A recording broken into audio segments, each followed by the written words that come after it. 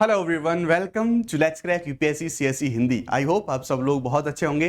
मैं हूं आपका दोस्त शुभम सिसोदिया और मैं आप सबको अनअकैडमी परिवार की तरफ से 76वें गणतंत्र दिवस की बहुत बहुत शुभकामनाएं देता हूं। आप सबने देखा होगा भारत ने किस प्रकार पूरे शौर्य के साथ, पूरे उत्साह के साथ हमारे गणतंत्र दिवस को सेलिब्रेट किया है।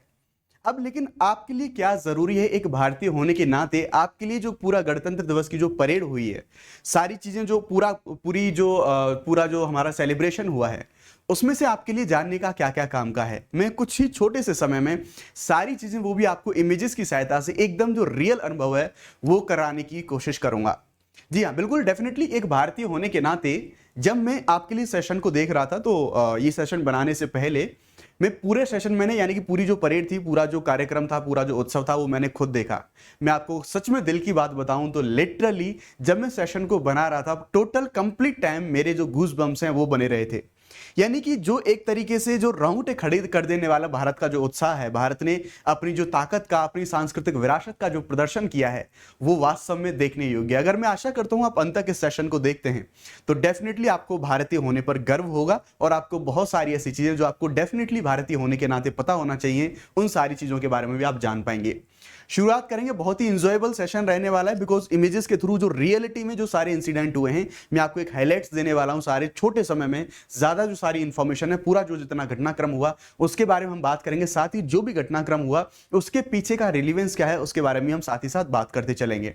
आगे बढ़ते हैं। आगे बढ़ने से पहले आप सब लोगों के लिए एक इंपॉर्टेंट इंफॉर्मेशन ये है, अनअकैडमी आप सब के लिए, जो लोग यूपीएससी सीएसई 2025 में एग्जाम दे रहे हैं, उन लोगों के लिए लेके आया है क्रैश कोर्स।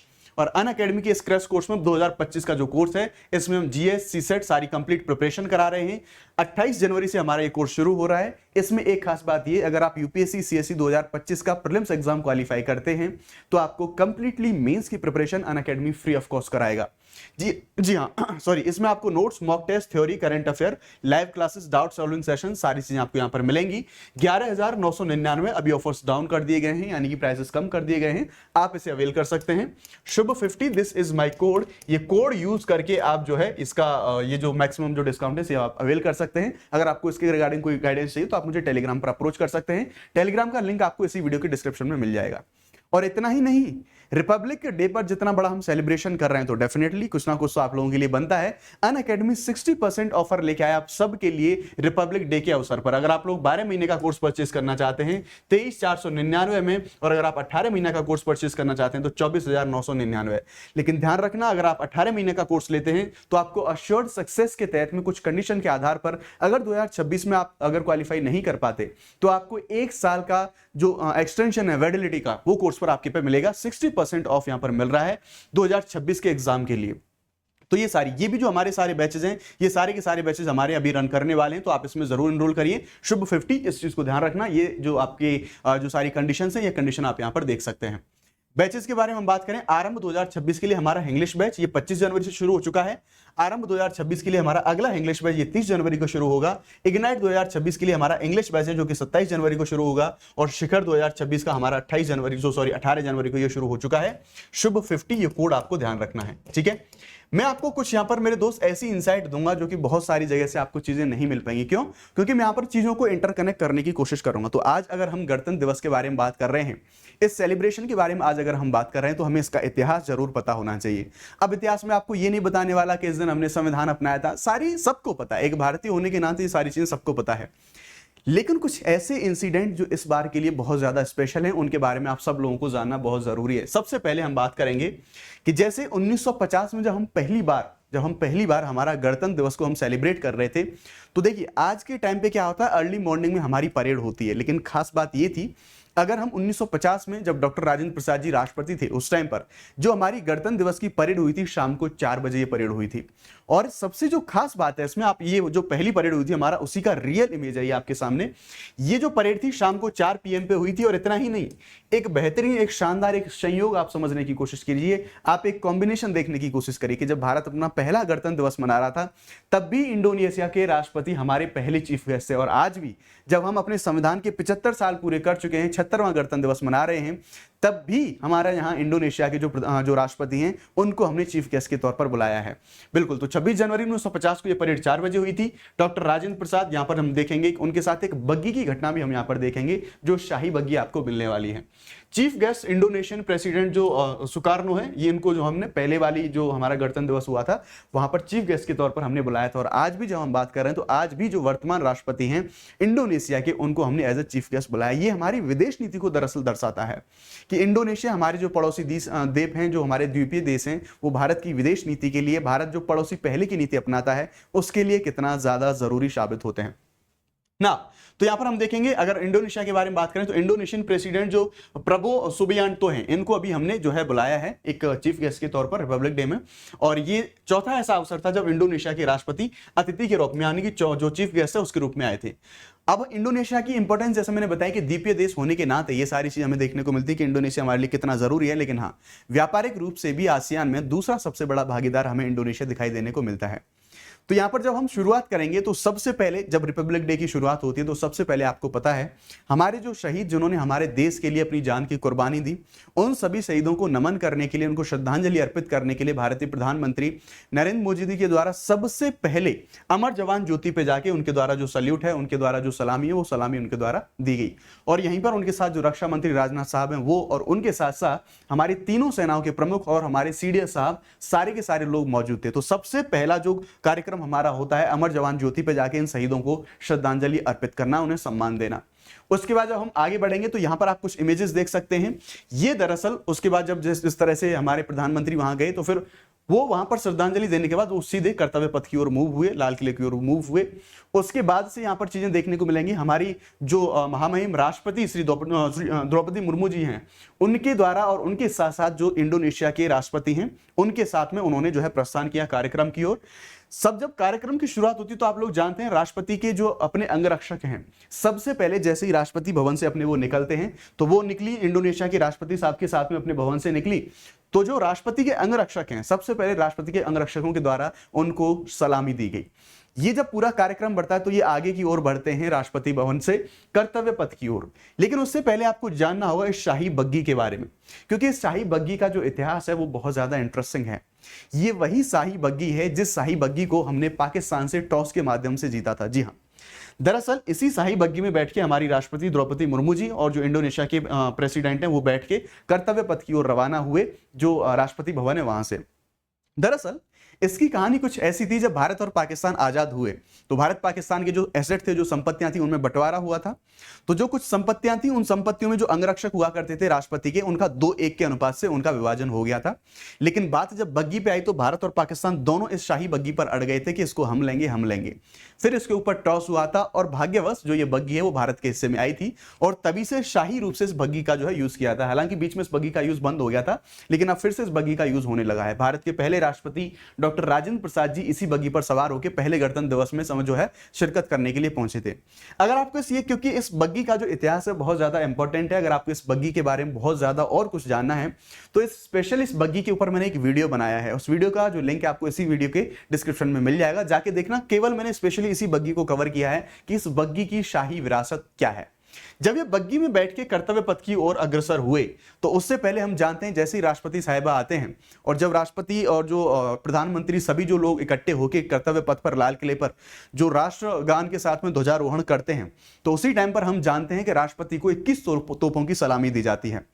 इसी सलामी के समय पर ये जो 21 तोपें हैं, डेफिनेटली इंडियन आर्मी के लिए, हमारे देश के लिए सारी चीजें एक शाही धरोहर इनको हम बोल सकते हैं। तो इसी समय पर सबसे पहले हमारे सैनिकों के द्वारा इन्हीं तोपों की पूजा करेगी, क्योंकि आप जानते हैं हम इनका जो हमारे आर्म्स हैं, जो भी हमारे सारी मशीन्स हैं, जो भी सारे हमारे इक्विपमेंट्स हैं, उनको हम कुछ भी उनका यूज करने से पहले उनका हम सम्मान करते हैं, उनकी हम पूजा करते हैं।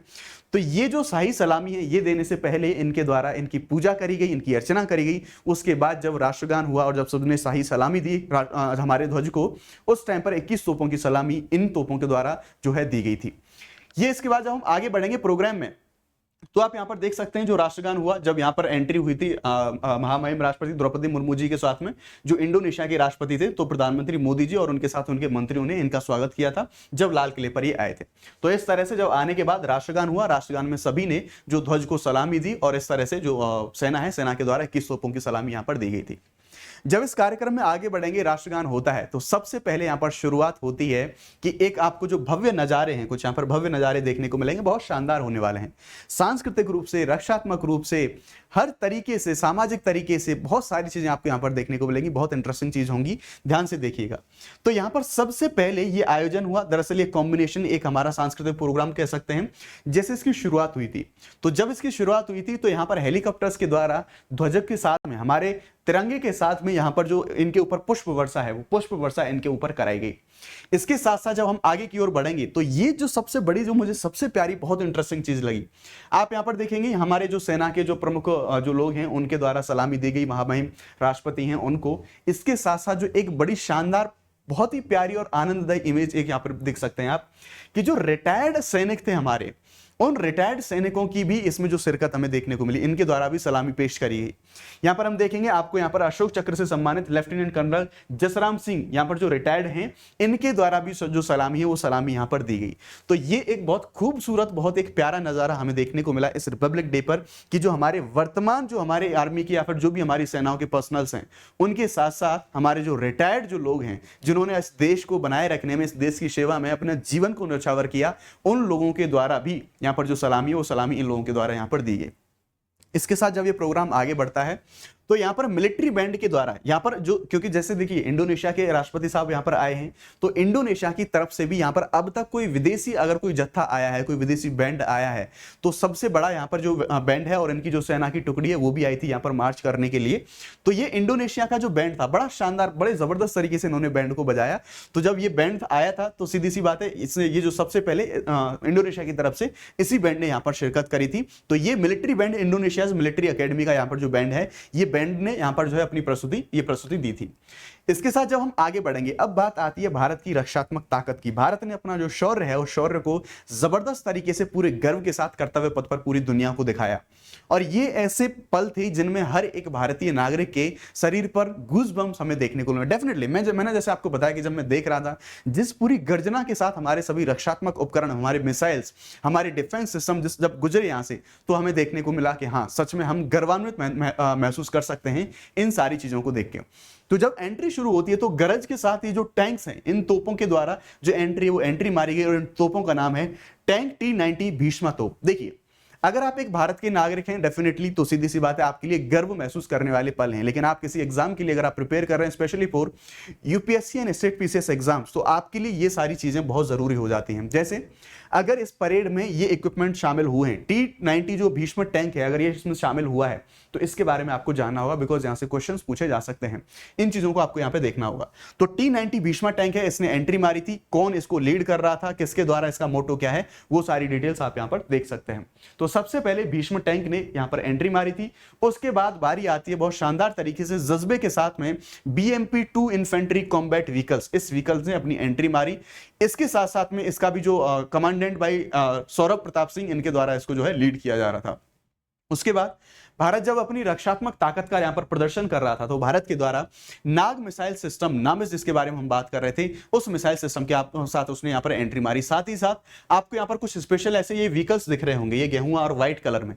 मेरे दोस्त, ये व्हीकल हैं हमारे क्विक रिस्पॉन्स वाले, ये मल्टीपल टेरन में काम करने वाले हैं। आप इनको पहाड़ में, नदी में, जंगल में, जहां चाहे आप इनको छोड़ दो, बिना किसी अवरोध के, बिना किसी रुके हुए ये व्हीकल्स अपना परफॉर्मेंस दिखाते हैं। तो कर्तव्य पथ पर भी आज इन्होंने इन सारी चीजों को डिस्प्ले किया। यहाँ पर आपको देख सकते हैं, अगर जिस पहले व्हीकल के बारे में हम बात कर रहे थे, यहाँ पर आपको ये पहला व्हीकल देखने को मिलेगा, नाम है इसका कपित ध्वज। कपित ध्वज की यहाँ पर एंट्री करी गई। मल्टी टेरन व्हीकल्स हमें यहाँ पर देखने को मिलेगा। उसके साथ में एक जो क्विक रिस्पॉन्स व्हीकल जिसे हम बोलते हैं, यानी कि कोई भी कैसी भी समस्या होती है तो सबसे पहले इन व्हीकल्स को एक्टिव किया जाता है। हर तरीके से, हर चुनौतियों को लड़ने में ये समर्थ हैं हमारे ये सारे जो व्हीकल्स हैं। उसके बाद हम यहाँ पर देखेंगे, ये बहुत ज्यादा चर्चाओं में बनी रहती है, रूस के सहयोग से जिसे हमने बनाया है ब्रह्मोस मिसाइल। ब्रह्मोस मिसाइल के बारे में हम जानते हैं कि क्रूज मिसाइल है और डेफिनेटली भारत की रक्षा के लिए, भारत के डिफेंस के लिए एक बड़ा रोल प्ले करती है। तो ब्रह्मोस मिसाइल को डिस्प्ले यहां पर करा गया था। यहां पर जो मोबाइल स्वायत्त लॉन्चर, यानी कि आप देखेंगे ट्रक के ऊपर, यानी कि सीधी सिंपल सा मतलब ये मोबाइल, यानी कि ट्रक के ऊपर लाद के भी इसको लॉन्च किया जा सकता है। तो इसको भी यहां पर डिस्प्ले करा गया, जो कि भारत की रक्षा मजबूती को यहां पर दिखाता है। उसके साथ साथ में अन्य हमारी जो मिसाइल्स थी, जो मल्टी लॉन्चर जो हमारी मिसाइल थी, इन मिसाइल्स का भी यहां पर हमने देखा। मल्टी बैरल रॉकेट लॉन्चर है, इसको यहां पर दिखाया गया। इन सेम वे यहाँ पर इस तरह से भी हमारी जो अन्य जो मिसाइल्स हैं, मल्टीपल लॉन्चर रॉकेट सिस्टम, इनका भी जो प्रदर्शन है, इनका प्रदर्शन यहाँ पर करा गया। उसी तरह से सबसे ज्यादा इस बार जो फेमस रहा है, सबसे ज्यादा जो बातचीत हुई है इस बार बातचीत हुई है संजय की, क्योंकि अभी 2 दिन पहले ही रक्षा मंत्री साहब के द्वारा इसको लॉन्च करा गया था। संजय दरअसल हमारा एक तरीके से हम बोले तो ये हमारा बैटलफील्ड सर्विस लांच सिस्टम है, यानी कि युद्ध क्षेत्र में निगरानी करने वाला बहुत शानदार जबरदस्त तरीका एक हमारा सिस्टम है। इसकी भी जो गर्जना के साथ में इसने अपनी एंट्री मारी थी कर्तव्य पथ के ऊपर। उसी प्रकार से आप यहां पर देखेंगे battlefield service launch system planes के लिए, यानी कि मैदानी क्षेत्रों के लिए, बैटलफील्ड यानी कि युद्ध क्षेत्र जो हमारा निगरानी तंत्र है, इसको यहां पर सौर के साथ दिखाया गया। और उसके बाद जो आकाश वेपन सिस्टम है, यानी कि आकाश हथियार प्रणाली है, उस हथियार प्रणाली को भी यहां पर दिखाया गया कर्तव्य पथ के ऊपर। तो ये भारत की रक्षात्मक ताकत को दिखाता है। अभी और भी सारी, यानी कि ये तो हमें थल पर और जल पर चीजें देखने को मिलेंगी, अभी बहुत सारी झांकियां और एयरफोर्स का जो शौर्य है उसको अभी देखना बाकी है, उसको भी हम देखेंगे। फिर उसके बाद जब पूरा कार्यक्रम आगे बढ़ता है तो उस समय पर एंट्री होती है यहां पर हमारी विभिन्न टुकड़ियां हैं, चाहे हम army, navy, coast guard, air force, उसके साथ साथ जितने भी हमारे सारे अर्धसैनिक बल हैं, एनसीसी, इन सब की जो टुकड़ियां हैं, उन टुकड़ियों ने मार्च निकाला बहुत शानदार जोश के साथ में। बड़ा शानदार देखने वाले पल थे ये। तो इस टाइम पर आप देख सकते हैं अलग अलग टुकड़ियों के द्वारा ऐसे मार्च, यहाँ पर जाट रेजिमेंट देख सकते हैं आप, यहाँ पर गढ़वाल रेजिमेंट देख सकते हैं, यहाँ पर कंबाइंड मिलिट्री बैंड है, इसके द्वारा मार्च निकाला गया। तो इस तरह से अलग अलग टुकड़ियों, यहाँ पर राजपूत रेजिमेंट आप देख सकते हैं। तो अलग अलग टुकड़ियों के द्वारा जो अपना मार्च है वो मार्च यहाँ पर उसके बाद निकाला गया। उसके बाद जैसा मैंने आपको बताया कि एक जो झांकी थी वो पूर्व सैनिकों पर आधारित थी। जैसे पहले तो पूर्व सैनिकों ने सलामी दी थी, उसके बाद जो एक झांकी थी पूरी तरह से पूर्व सैनिकों के ऊपर थी, उनको सम्मान देने के लिए, इस देश की गौरवशाली परंपरा में उनका जो योगदान है उसको सम्मान देने के लिए ये जो पूर्व सैनिकों के द्वारा एक जो झांकी है, इस झांकी को निकाला गया था। इसकी थीम को आप देख लेना, थीम है विकसित भारत की ओर सदैव अग्रसर। ये जो थीम है, इस थीम के साथ में इस जो हमारा पूरा एम्बलम है, जो हमारा पूरा टैब्लू है, इस टैब्लू को यहाँ पर निकाला गया था। उसके बाद भारतीय सशस्त्र सेना, ये पहली बार इसको निकाला गया था। ये बहुत शानदार एक अद्भुत संयोग है, इसको आप ध्यान से समझने की कोशिश कीजिए। ये दरअसल डिपार्टमेंट ऑफ मिलिट्री अफेयर्स, इसकी तरफ से इस झांकी को निकाला गया था। पहली बार ऐसी झांकी निकली थी, और कोई पहली बार अगर ऐसा कोई कार्यक्रम शामिल हो रहा है तो हमारे एग्जाम के लिए वो चीजें बहुत ज्यादा जरूरी हो जाती हैं। इसमें दरअसल हमारी तीनों सेनाओं के साथ साथ में, जैसे हम बात करें एयरफोर्स, इंडियन नेवी और मिलिट्री, ये तीनों कैसे कॉपरेशन के साथ, तीनों कॉपरेट करके समन्वय के साथ किसी बड़ी चुनौती को मात दे सकती हैं, इस समन्वय, इस सहयोग को यहां पर प्रदर्शित करा गया इस झांकी के अंदर। तो ये भारत की एक मजबूत, समन्वित और एकता वाली जो ताकत है उसको दिखाने की यहां पर कोशिश करी गई। उसके बाद जब हम आगे बढ़ेंगे तो डीआरडीओ के द्वारा यहां पर कुछ जो झांकियां हैं, उन झांकियों को प्रस्तुत करा गया। डीआरडीओ ने टैब्लू रक्षा, जो रक्षा कवच है, इस रक्षा कवच को यहां पर दिखाया कि किस तरह से कोई भी कैसी भी समस्या आती है तो जो रक्षा कवच है वो अपना योगदान देगा डिफेंस सिस्टम में, जो रक्षा प्रणाली है हमारी उसके अंदर। उसी प्रकार से जब अन्य मिसाइलें, अन्य मिसाइलों के बारे में बात करेंगे तो हमें यहां पर जो डीआरडीओ की प्रलय मिसाइल है, डीआरडीओ का प्रलय वेपन सिस्टम है, इस प्रलय वेपन सिस्टम को जो है यहां पर डिस्प्ले करा गया। तो जितने भी रक्षा से रिलेटेड, जितने भी मैं डिफेंस सिस्टम या फिर जितनी भी मिसाइल्स का मैं नाम ले रहा हूं, उनकी एक सूची बनाइएगा और उनका जो एक पीछे का स्टैटिक कंटेंट है, उनकी जो विशेषताएं, उनके जो फीचर्स हैं, उन सबको आपको बेहतरीन तरीके से प्रिपेयर करना है अपने एग्जामिनेशन के लिए, अपने एग्जाम पॉइंट ऑफ व्यू से। तो ये यहां पर डॉक्टर आर श्रीनिवासन जी के द्वारा इस चीज को यहां पर डिस्प्ले करा गया, उनके द्वारा इस चीज को लीड करा गया। उसके साथ जब बात आएगी झांकियों की, तो अलग अलग राज्यों के द्वारा अपनी अलग अलग जो प्यारी सांस्कृतिक जो झांकियां उनको प्रस्तुत करा गया, और अपने राज्यों की सारी विरासत को उन्होंने उन जो झांकियां हैं उन झांकियों में पिरोने की कोशिश करी। जैसे आप यहां पर देखेंगे, सबसे पहली जो झांकी थी वो थी सामाजिक न्याय एवं अधिकारिता मंत्रालय। यहां पर किसान हुए, अलग अलग जो प्रोफेशन है उनके लोग हुए, लेकिन आपको एक अद्भुत चीज देखने को मिलेगी, सामाजिक और सांस्कृतिक मंत्रालय में यहां पर आपको संविधान की एक छवि देखने को मिल रही है, यानी कि जो 75 वर्ष पूरे हो चुके हमारे संविधान को लागू किए हुए, ये एक शानदार छवि हमें देखने को मिले। इसी प्रकार से जनजातीय कार्य मंत्रालय की एक छवि आपको यहां पर देखने को मिलेगी। उस प्रकार से यहां पर अन्य जो राज्य हैं, यानी कि जहां पर देखेंगे आप हरियाणा की छवि है, और यहां पर जो भगवान कृष्ण है, कुरुक्षेत्र वाला जो सीन है वो दिखाने की कोशिश करी गई है। इसी प्रकार से यहां पर जो नवीकरणीय ऊर्जा के क्षेत्र में भारत कितने अपने एफर्ट्स उठा रहा है, उन सारी चीजों को भी यहां पर पेश करने की कोशिश करी गई है। राज्यों की झांकियों के बारे में बात करें तो मिनिस्ट्री ऑफ रूरल डेवलपमेंट ने यहां पर जो आप देखेंगे लाडली बहन योजना, इस योजना का जिक्र स्पेशली इस जो हमारी झांकी है, इस झांकी में करा गया। तो ऐसी जो योजना है वो ये योजना आपके लिए बहुत ज्यादा जरूरी हो जाती है। दरअसल ये माफी चाहता हूं, लखपति दीदी जो योजना है, लखपति दीदी योजना को यहां पर दिखाने की कोशिश करी गई है। यहां पर क्यूआर के, यूपीआई का यूज किस तरह से हो रहा है, तो उन सारी चीजों को प्रमोट करने की, उन सारी चीजों को दिखाने की कोशिश करी गई है। मध्य प्रदेश में, क्योंकि यहां पर देखिए मध्य प्रदेश की झांकी में कूनो नेशनल पार्क में जो चीतों की वापस से एंट्री हुई है, और वहां पर किस तरह से चीतों को रिहेबिलिट करने की हम कोशिश कर रहे हैं, इस चीज को यहां पर दर्शाने की कोशिश करी गई है। तो कूनो नेशनल पार्क और चीते किन देशों से आए हैं, वो सारी चीजें हमारे एग्जाम्स के लिए जरूरी हो जाती हैं। इसी तरह से एक मोस्ट इंपॉर्टेंट मुझे लगता है कि यहाँ पर जो अगर हम यूपीएससी एग्जाम के बारे में बात करें या फिर स्टेट पीसीएस एग्जाम्स के बारे में बात करें, तो मेरा मानना यह है कि यहां से सबसे ज्यादा जो क्वेश्चन बनने की पॉसिबिलिटीज यहां पर ये है। क्यों? क्योंकि आईएमडी का 150वां स्थापना दिवस हम इसको सेलिब्रेट कर रहे हैं। तो जो हमारा आईएमडी है, आईएमडी की जो स्थापना है अर्थ मिनिस्ट्री ऑफ अर्थ साइंस के तहत, ये जो कि हमें मौसम की पूर्वानुमान जो सारी जानकारी देता है, चक्रवात, वर्षा कब आएगी, तूफान कब आएगी, कृषकों को किस तरह से फायदा हो सकता है, उसकी सारी जानकारी हमें देता है ये। तो इसकी स्थापना को हमें 150 साल हो चुके हैं, इसलिए इसके जो वर्षगांठ है इसको सेलिब्रेट किया गया। तो इसकी भी एक जो झांकी है उस झांकी को यहां पर निकाला गया। उसके साथ में हमें जो झांकी है यहां पर, क्योंकि उत्तर प्रदेश में जो प्रयागराज है वहां पर महाकुंभ का आयोजन हो रहा है, तो महाकुंभ के ऊपर उत्तर प्रदेश की जो झांकी है वो महाकुंभ की थीम पर बेस्ड रही है। उसके बाद हम बात करेंगे तो रचनात्मक भारत की एक झांकी हमें यहां पर देखने को मिलेगी, और सेंट्रल पब्लिक वर्क्स डिपार्टमेंट इसके द्वारा, यानी कि पीडब्ल्यूडी डिपार्टमेंट है, इसके द्वारा एक बहुत खूबसूरत झांकी निकाली गई।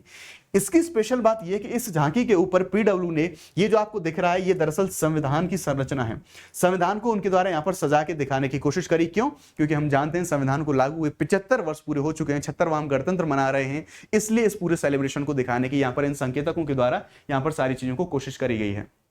एक जो बड़ा रिकॉर्ड हमें देखने को मिलेगा, ये बहुत ज्यादा जरूरी हो सकता है, एक जो सांस्कृतिक प्रोग्राम है पूरे के पूरे कर्तव्य पथ पर, यहां पर हमें 5000 कलाकारों ने एक साथ जो प्रस्तुति है वो एक साथ प्रस्तुति दी, और पूरे कर्तव्य पथ के इस छोर से लेके इस छोर तक जो पूरे कलाकार हैं वो भरे हुए थे, और उन्होंने अलग अलग तरीके से प्रस्तुति दी, यानी कि अलग अलग कल्चर के लोग, अलग अलग समुदायों के लोग, और 5000 लोगों ने एक सांस्कृतिक प्रस्तुति इस प्रकार की दी। ये भारत की सांस्कृतिक विविधता को दिखाता है कि किस तरह से एक साथ ये भारत, अलग अलग भाषा, अलग अलग बोली, सारी चीजें होने के बाद भी आज पूरी मजबूती के साथ ये भारत एक साथ बनके खड़ा हुआ है। 5000 लोगों की परफॉर्मेंस ये भारत की मजबूती को, भारत की एकता को और भारत की विविधता को पूरे शानदार तरीके से प्रदर्शित करता है। इस चीज को यहां पर हमें देखने की कोशिश करी। तो ये कल्चरल परफॉर्मेंस, और यहां ध्यान रखना इसकी जो थीम है वो थीम है जयंती जय महम भारतम। ये जो गान है, इन गान सब लोगों के द्वारा करा गया। 5000 लोग, रिकॉर्ड कायम किया है ऑलमोस्ट, के 5000 लोगों ने एक साथ इतनी बड़ी जो प्रस्तुति है वो प्रस्तुति दी है रिपब्लिक डे के अवसर पर।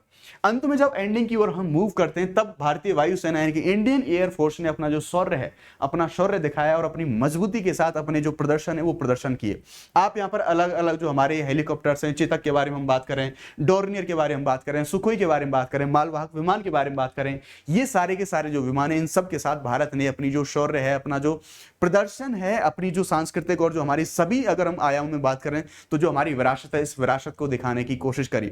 और डेफिनेटली सबको देने के बाद हम कह सकते हैं कि हाँ, मैं और आप एक पूरे गर्व के साथ एक भारतीय होने पर हम गर्व करते हैं। इन सारी चीजों को, इस उत्सव को हमने आज सेलिब्रेट किया है। तो मुझे तो सच में बहुत गौरवान्वित महसूस हुआ ये सारी जो पूरी देखने के बाद। मैं आपका यहाँ पर व्यू जानना चाहूंगा। अगर आपको ये सारी चीजें बहुत अच्छी लगी हैं तो कमेंट में भारत के नाम, हिंदुस्तान के नाम, तिरंगे के नाम जय हिंद लिखना ना भूलें। आप लोग जानते हैं कि अगर आप लोग यूपीएससी सीएससी के लिए प्रिपेयर कर रहे हैं तो द हिंदू न्यूज़पेपर एनालिसिस हमारे लिए बहुत ज्यादा जरूरी होता है।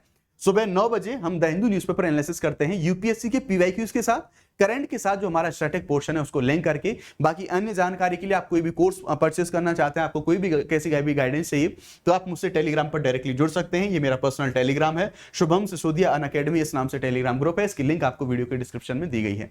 होपफुली सेशन आपको एंजॉयबल लगा होगा। मैंने पूरी कोशिश करी है कि पूरे सागर को मैं इसको कंप्रेस करके गागर में सागर बनने की कोशिश करूं। जो पूरी परेड में क्या क्या इंसिडेंट हुए थे सारे के सारे मैंने आपको यहां पर दिखाने की कोशिश करी है। सेशन अगर अच्छा लगा है तो उसको सेशन को लाइक जरूर करें, और भारत के और तिरंगे के नाम कमेंट सेक्शन में जय हिंद लिखना ना भूलें। Thank you very much, bye bye, let's crack it, Jai Hind.